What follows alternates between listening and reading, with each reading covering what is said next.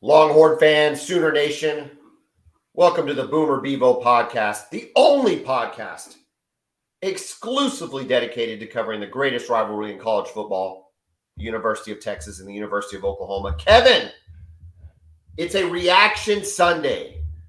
We had live football and it felt amazing. It was glorious. Absolutely glorious. I had family over. I had friends over. My daughters are cooking me hamburgers, bringing me things to my chair, which never happens. It was fantastic. Enjoy it while it lasts, you know? Dude, I soaked it in. We had hamburgers and fries in the air fryer and watermelon. And, dude, it was great. OU stepped up. I thought they looked great. We'll get into that. Texas, very efficient win after the slow start by Quinn Ewers. And then you surround our two games with some really good football. Yeah. Starting with what was going to be a West Coast, East Coast epic matchup against Georgia, the defending national champions, and the Oregon Ducks. And oh my God, was that a beatdown. Have you ever seen anything like that between two ranked teams? I don't think so. Not that I can remember. I mean, nothing about that game was competitive at all. It was on at the same time as the Oklahoma game. I kept trying to go back because I'm thinking, man, maybe, and I would go, and I'm like, oh my, they scored again, and then I flip back, oh, they scored again. By then, I'm just like watching the score at the bottom of the page. I don't even know what the game looked like, except for the fact that Georgia scored 7 straight touchdowns against their old defensive coordinator, who should kind of know what's coming. Yeah, it sounds. Kirby Smart said it after the game. He's like, well, we have better players. He knows it, you know. He's like, they'll do good. But here's the thing. The way that they've been recruiting, I mean, we're talking about top 3 recruiting classes for the last 5 or 6 years straight. So even if you just get a small percentage of those guys hit, you have enough to field an incredible football team. And Georgia's set up, right? I know it's only one game, but they look like they're capable of making a run, becoming a dynasty. Don't want to speak too soon, right? But the blueprint is set. Again, I didn't get to see the game because I didn't care that much once they got up 28-0. But you think the only thing that's going to keep Georgia back is their quarterback. But with the way their offensive line and defensive lines work, does this jump them to number 1 in the polls? You know, maybe. Maybe. I don't know. Jump to number 1, yeah, but I don't know if it matters. Other quick observations. The ACC, despite some wins, not very good. Yeah, I mean, no one really jumped out. We'll see what Miami can end up doing. But Bethune-Cookman. So, did you get to watch any of the East Carolina game? And, I did. Oh my gosh! The kicker. Oh my god! Oh, heartbreak for the kicker. Yeah. And then a point to tie it, and then missed the field goal to win it. They were the better team in the fourth quarter. They were. And then you've got the basketball score of 62-60 with your old coach Mac Brown, and then he's dancing in the locker room. Like, I get everybody's fired up. Yeah, I don't know that I'm dancing. Yeah. I don't know if I'm dancing in the locker room after a 62-60 win against Appalachian State. Something just felt weird about that. Well, you celebrate the win, but I mean, goodness, giving up 60 points to App State. That was rough. It was off-putting. And then fourth quarter was insane. Would they have 62 combined points in the fourth quarter alone? It was unbelievable. And then during your game, so you probably didn't see a ton of it, was 2 really good games. The Florida-Utah game. Did you get to watch any of that? Did you flip over? Actually, I remember I had the double TV. That's right. Actually, had the Florida game on. On the second one, I was flipping back and forth between that one and the Notre Dame-Ohio State game. Okay. Yeah. Well, starting with the Utah game and the Florida game, have you ever seen a sweatier group of players? Man, it looked so humid there. I mean, it looked miserable. Did you see that Napier in the first half had on an actual rain sweat jacket that went down long sleeve? No, I did not. I didn't know that. It was like the reverse psychology of an offensive lineman that goes sleeveless in Green Bay in December. Yeah. I felt like it was the reverse of that. Like, oh, this isn't sweating. That was off in the second half. Those guys were dying. And then fan shots, every time they showed a fan shot, you thought somebody was going to die.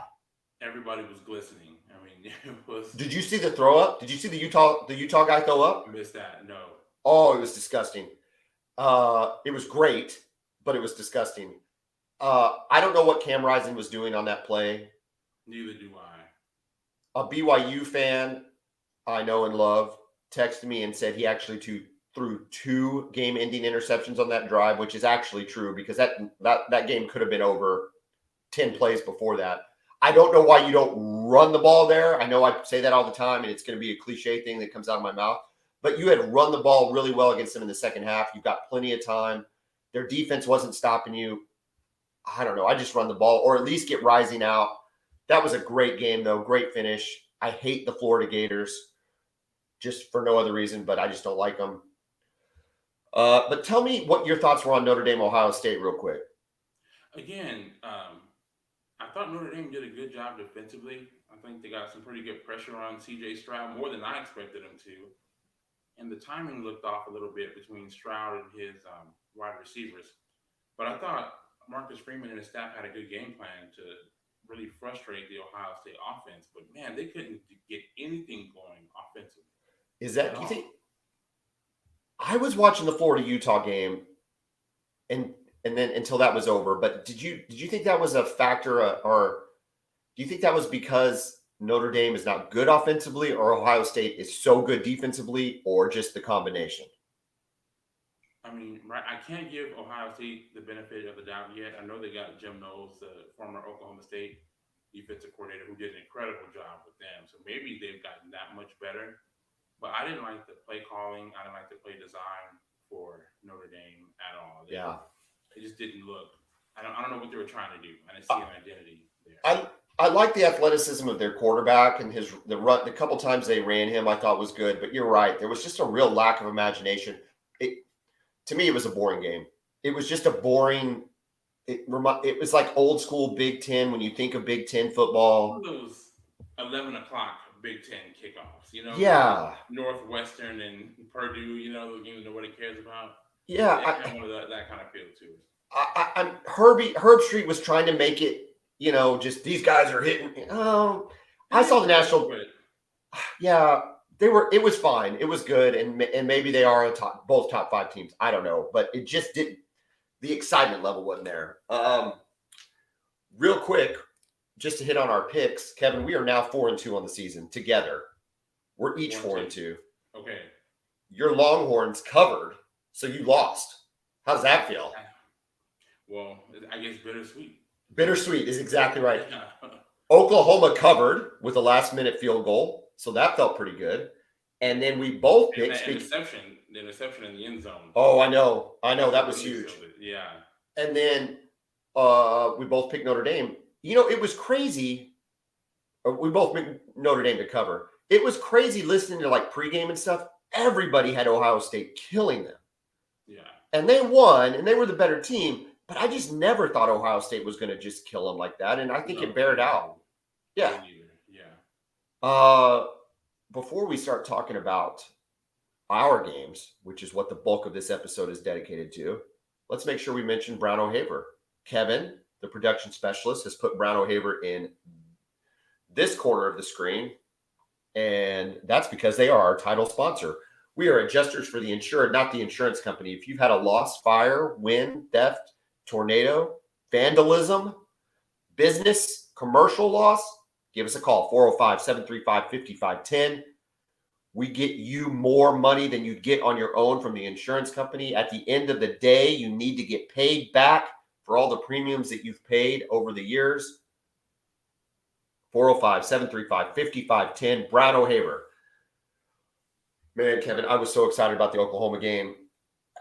And that first quarter was dynamic. It was very explosive. It was everything I wanted to see. We had Marvin Mims involved. We had Braden Willis involved. We're involving preferred walk-ons. The defense was flying to the ball. We're going to talk about some of the players I noticed, but real quick, Reggie Grimes. Oh my God, I am fired up about him. We've been waiting on this, right? I mean, he was a highly recruited guy to Memphis or Nashville, somewhere out of Tennessee, right? Well, you know what? We've been waiting, so it was good to see him finally come on. You mentioned this offline to me, but I also had the same similar thought. So go with me here. He is so much bigger. Yeah. And you can only credit that to Schmitty. I mean, that's your only variable, I guess, or he just grew or whatever. Absolutely. But it makes me think of guys like Nick Bonito and what Schmitty could have done with like a Nick Bonito. Can you imagine the bulk and the size that was on that? Anyway, that's a side note, but that was a bit when they were talking about players that had a visual difference from last year. Reggie Grimes is at the top of the list. Yeah. My goodness, he looked much bigger too. He looked a lot bigger, and so both the defensive line played well. Players that stood out to me over the game, Braden Willis, I thought looked like a stud. I think he's going to fill in for our loss of Austin Stogner quite nicely. Yeah, I don't know if he gives you the blocking that Stogner did, but man, yeah, we saw that classic Art Browse hard play action fake pop pass to the tight end twice with him. Twice. The second time he was out of the backfield, and they really sold it well. So a problem for the Big 12 this year for sure. And he's just uncovered. I'm sure somebody will make that adjustment, and maybe that opens up something else. But in this game, he was just uncovered. Other offensive, Marcus Major. Y'all know I'm a Marcus Major guy. I thought he looked strong. I thought he ran hard. I thought Eric Gray was fine, but he continues to be that for me, just fine. Eric Gray continues to be a guy that makes some cuts, runs hard, got good yardage. Yeah. But against that talent difference, I wanted to see some breakaway plays from him, and I didn't see that. Mm-hmm. Dispassionate viewer, what did you think of the running game with those two? Yeah, no, I thought it was good. It wasn't great. You didn't get those, like you said, those huge 60-yard runs that you got. But, I mean, maybe he's just not that guy. Maybe he's just a guy who's going to grind you out yards. He looks like a guy physically that should be a guy who can take it to the house, but maybe he just isn't, I know you're listening out there, Eric. Prove me wrong. But I love Marcus Major. But maybe I could be easily sold into an Eric Gray as a first half back and Marcus Major as the second, wear him down back. And I think I'd be fine with that. Lastly, on the Gabriel, real quick. Well, I'm going to get to Gabriel. We're going to have some. That's on things that need some work. Another guy that stood out that has to be mentioned, that Gavin Freeman play. Are you kidding me? Yeah, that was unbelievable. I mean, I heard about him, right? But just did not think he would be playing this soon.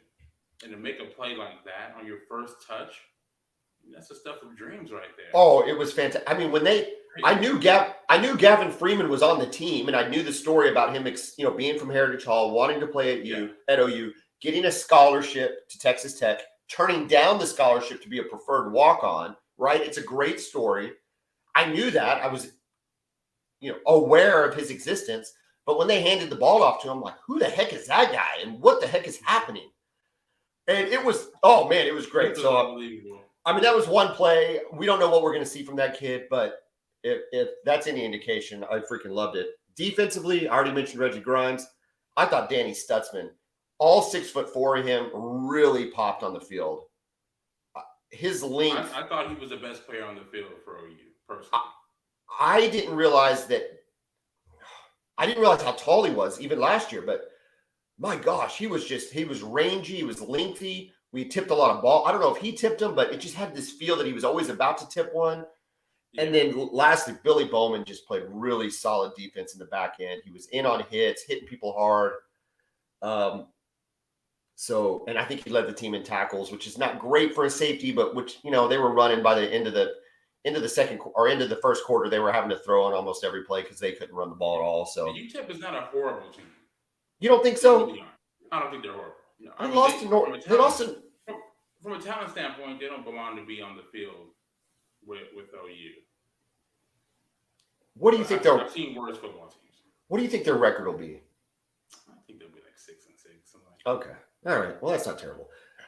Things I didn't like, and this is where Gabriel comes in, is I think what we're seeing from Gabriel, at least in game one, is, and I want to caution this. I wanted to put this disclaimer out before I started talking about the team at the beginning.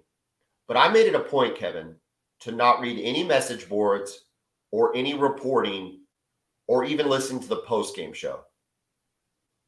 Okay, which was really hard for me. I wanted to wake up. I always wake up. Who doesn't? Which fan doesn't wake up on Sunday morning and want to read everything about their team? Correct. But I wanted this to be my thoughts. And then find out on Monday and Tuesday when I listen to the radio and read the internet if I'm right or not. So that's just a disclaimer. So if something comes out and I'm completely wrong about it, that's okay. I'm completely wrong about it. But these, not influenced by anything. But I thought that Gabriel had a very Jalen Hurts-esque look to him. Okay. I thought he ran the ball well, and I thought he threw it good enough. I wasn't overwhelmed. When we were running the ball in the first quarter, he was, and therefore we were very, very, very efficient. At one point, he was 6 for 7, and that was after missing that first throw. So he was 6 in a row. We start to get into the second quarter. We go away from the run, and then he goes 6 of 13. So he goes from 6 of 7 to 6 straight incompletions, which, if I'm remembering correctly, was 7 passes, 6 incompletions, and 1 sack. Okay. And what it makes me think of is if we either we're not protecting well, or maybe it's not him, but it always falls back on the quarterback. And it makes me think we have to run the ball to set him up for success. He's not going to carry us a la Baker or Kyler. He's going to have to be set up and put in a position to succeed. That's how I felt about Gabriel. That's what I felt about him. I thought he was fine. He wasn't we'll talk about Quinn Ewers. He didn't throw an interception, but he was not as efficient as Quinn Ewers was. Quinn Ewers' efficiency was way higher. When he had to make plays, he did.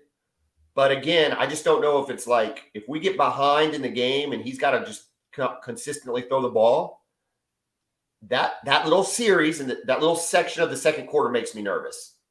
Your thoughts? And that just might be who Dylan Gabriel is, and that's fine. You can still win with him. I mean, I think you can still win big, but yeah, I don't think he's that guy to carry a team. He's Did you feel that? Did you feel the same way in the second quarter that I did, though? That maybe we need to run the ball and set this guy up a little bit. Yeah, exactly. And I think any quarterback does better with a good running game. I mean, when Baker was there, as good as he was, he ran the ball incredibly well. Well, they get back running to the ball, and his efficiency immediately picked back up. Yeah. Those passes were more wide open. The threat of the rush wasn't affecting him so much. Whatever the case may be, I love the quarterback run game from him. Even if we don't see a lot of it, I like people to know that it's there. Yeah, the threat of it does a lot. The defensive coordinators. I also want to see a little more Theo Wease. I thought we could get him the ball a little bit more. Mims. Well, I mean, you could always get the ball more to Mims. If you ever want to say get the ball more to Mims, please get it to Mims. But I also want to see more Theo Wease. Defensively, we had 6 sacks, which were really good. We only had the 1 turnover, and it was on the last play of the game. Yeah. Oklahoma, even going back obviously through Alex Grinch and even before, the number of turnovers that we create is continuing to be an issue. And again, it's a team with lesser talent. You should be able to put pressure on that quarterback. You just would have loved to see at least 1 or 2 turnovers, either a fumble caused, a strip sack, a really good interception, something like that. But what I talked about in the preview was dominating the trenches. I thought we dominated the trenches really well in terms of being physical, both on the run game and the pass game, or run game and defensive. And then I thought the pass protection left a little something to be cleaned up on. So I'm anxious to see that in game 2. Those were my thoughts on Oklahoma. Did you have any other thoughts? Yeah, I did. Again, like you said, I thought the fundamentals were good defensively. I didn't see any huge busts or anything like that. The tackling was solid. There were a few missed tackles, right? But again, it's the first game of the season. I think everything you saw that was a negative could be cleaned up. Agreed. I didn't notice anything that says, oh, this might be a struggle. So to have things to work on, but to still win the game, was it 13. 45 Yeah. to 13? It's kind of all you can ask for in week one. And I didn't notice any major injuries either. So No major injuries. I thought everybody looked good. I think those are things to clean up. I'm just I think we need to stay balanced in the run pass game. And we will. I mean, look, Levy knows what he's doing. Maybe he wanted to see how they hold up to that. It just wasn't a very good series, and you kind of got the sense that he's not the Superman quarterback that we're used to, but he can still, I think, be very, very good, especially if we put him in good positions. University of Texas, 7:00 kickoff, Louisiana Monroe, the road to redemption. The tour started yesterday. How was the opening act? I thought it went very well. Very well. I was pleased with what I saw for the most part. 52 to 10, so they did cover the spread, which I didn't expect them to do. And you picked for them not to cover it either. But no, I thought it was well. I thought the defense played very well. Efficient offensively. Bit of a rough start from Quinn Ewers. First drive, they go 3 and out. Okay, force a punt. They block the punt, and Deshaun Jameson, the corner, who has normally been their punt returner for the last 3 years, they had him actually on the punt block team. He gets through, blocks the punt, and then Keelan Robinson recovers it and runs it in for a touchdown. So for a quick 7-0 lead. So it's about as good of a start as you can ask for. Special teams can it can get you fired up. Yeah, I think they had 6 punt blocks last year as a team. So, yeah, they brought in Jeff Banks. He was a special team coach, Alabama. It's funny, we thought that he was just their rainmaker when it came to recruiting. He's known as one of, not the best recruiter on the staff. And I thought that's why he was brought in. And he was just given that title. Sure. Special teams coach. But, no. This guy's legit. This is his deal, huh? Yeah, I think, like I said, 5 or 6 punt blocks last year. And yeah, already won in the first game. Did you notice any? How were they in the? Well, they didn't kick off very much, did they? And the couple times that ULM kicked off, were y'all returning the ball and stuff? Or were you playing it pretty safe? I'm always fascinated by that. No big plays on the kickoff. Okay. On the kickoff returns at all. So tell me about Ewers' first interception. How did that feel? How did that feel to the crowd? And then how did he redeem himself? I don't think anybody freaked out about it. The first throw, it was a shot that he missed. Second one, he dropped back. First couple reads weren't there, so he started rolling out, kind of threw, I don't want to say across his body, but it was just a straight shot, and there was 3 defenders there, and there were 2 receivers in the area. So just a bad decision. Intercepted. I mean, he stayed calm. The crowd didn't freak out. So, defense got the stop and everything. And that was really the only bad throw I saw him make. As far as, dangerous throw I saw him make. Yeah, other than that, he went 18 for 22 for 220 something. Is that right? Am I thinking about that right? His final numbers were 16 to 24 for 225 yards, 2 touchdowns, and 1 interception. Okay, so I thought, when I said that earlier, I thought he was quite a bit more. Gabriel was 15 to 23, 16 to 20. Okay, so very similar. Very similar, really. Yeah. I thought he was a little more. You know what? God, I don't even want to say who I'm thinking about. Never mind. You know who I'm thinking about, right? No. Caleb Williams' stat line. I don't know why that was in my head. Yeah, he was. Oh, he was unbelievable, man. Oh, it makes me want to puke. And they actually played defense and got turnovers. Forget it. They got a lot of turnovers. You can beat me up on that later. How'd Bijan look? He looked great, man. He only had 10 carries, 71 yards, and a touchdown. 7 yards a carry. That's fantastic. 7 yards a pop. Yeah, so all you can ask for, I think, and he had 3 receptions for 40 yards and another touchdown. So, so 13 touches, about 111 yards, and 2 touchdowns. So, I mean, say what you want about Sarkisian, but he's going to give guys like that, he's going to put them in every possible position to succeed and get the ball. Look, like I said, I have no questions of him as an offensive coordinator. As a head coach, that's different. But as an offensive coordinator, as far as play design, play calling, getting guys in the right position to be successful, I have no concerns about that whatsoever. How'd your 2 true freshmen look on the line? They looked okay. They let up a couple of pressures, but there were no huge breakdowns at all. So We're going to get, I mean, so far obviously, so good.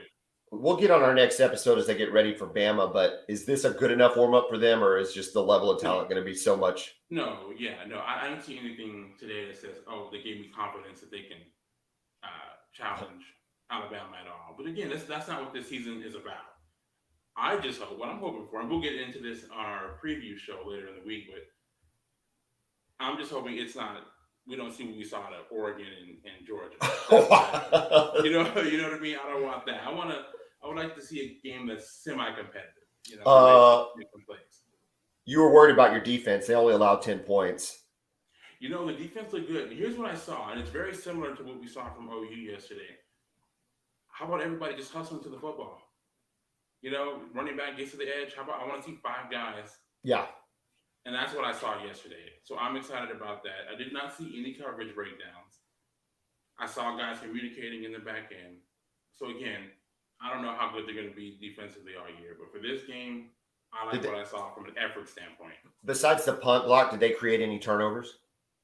They did. They actually had a pick six. Deshaun Jameson, the one who blocked the punt, it was a tip ball. He picked it off and took it to the house. So, see, that's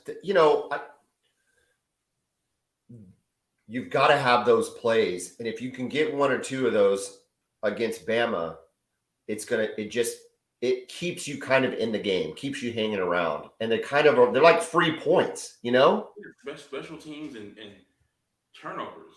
That's 2 touchdowns, non-offensive. Which is the difference in the spread, right? Correct. Yeah. Absolutely. Here's the problem I have. I'm the co-host along with you of the Boomer Bevo podcast.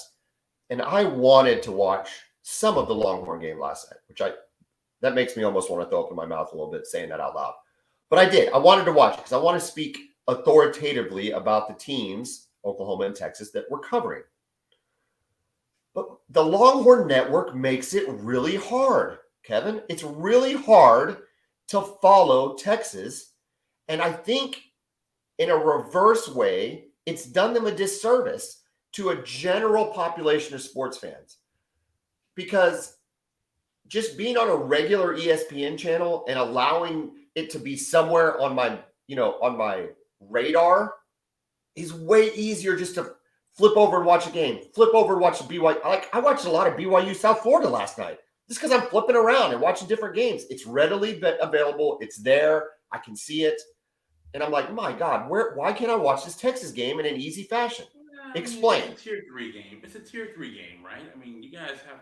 But you're going to have 2. You're going to have 2 on the Longhorn Network, though. It's true. I'm going to say that again to you in 2 weeks. When you lose to UTSA, I'm going to say, I really wish I could have watched the UTSA game. Hey, they look good against Houston, dude. And I noticed you did not respond to my text when I asked if you were nervous. Okay, first of all, you got to check your phone. That text came through 4 times on my phone, and I immediately responded. I kept sending it, and I never saw it respond. I responded to the first one, and I said no. I expected this game to be cool. It was a 4-point spread. I don't know. The Longhorn, I think it's hurt them. What do you think? Do you think it's hurt them more than it's helped them over the period of time that they've had it? No, not at all. Now, the timing of it couldn't have been worse because it literally came at the beginning of the worst period in the history of Texas football. That's really is what's hurt them. They haven't been able to take full advantage of it. But again, it was something that had never happened before. It was an experiment with ESPN and Texas. It's been okay. What it really has helped is if you're a fan of other sports. Sure. Because all the volleyball games are there. All the, softball games are on there. Swimming meets. So if you're a fan of other sports, it's really been beneficial. It's very similar to what you guys are going to have with ESPN Plus starting this year. A lot of your other sports will be on there, along with behind the scenes shows like the Longhorn Access show that they've had.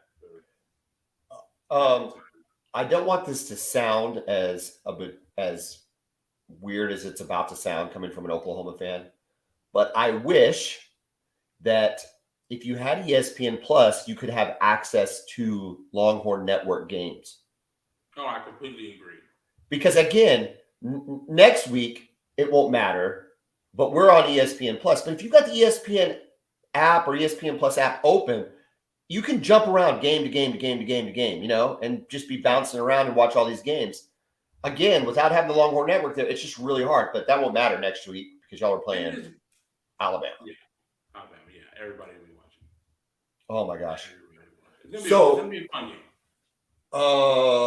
Here's the plan, folks, for the Boomer Bevo podcast. We will record Wednesday again, like we did last week. We'll have our previews out. We're going to spend the bulk of the show talking about the Texas-Alabama game because Kent State is just another tune-up for Oklahoma prior to them playing Nebraska. By the way, I guess they beat them, but it wasn't pretty. They beat North Dakota at home, but it was ugly.